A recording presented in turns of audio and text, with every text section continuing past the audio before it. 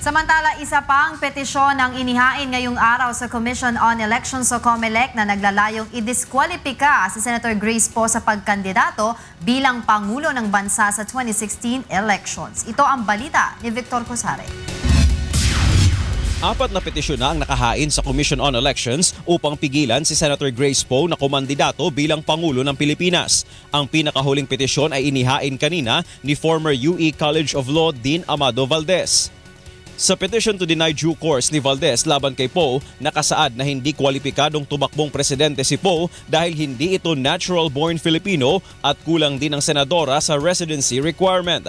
Ayon kay Valdez, kahit ipagpalagay na natural-born Filipino si Poe, nawala na ito nang piliin niyang maging American citizen.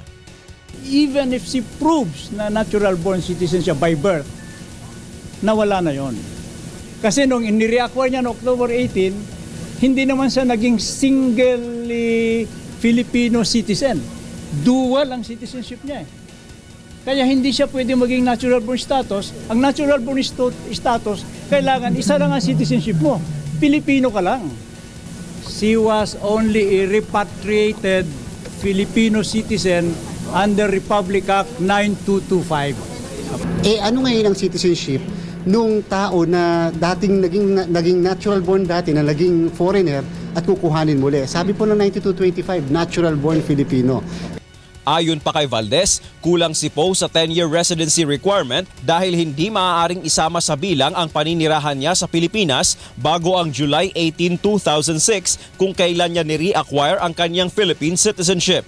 Kung mas magiging istrikto anya, dapat ay October 20, 2010 ang simula ng pagbilang sa residency ni Poe dahil sa panahong ito lamang niya ni-renounce ang kanyang American citizenship status. When she reacquired her Filipino citizenship, dual citizen siya. Kaya hindi ka pwede magbilang ng residency sapagkat as dual citizen, it is inimical to the national interest ang dual citizen under the Constitution.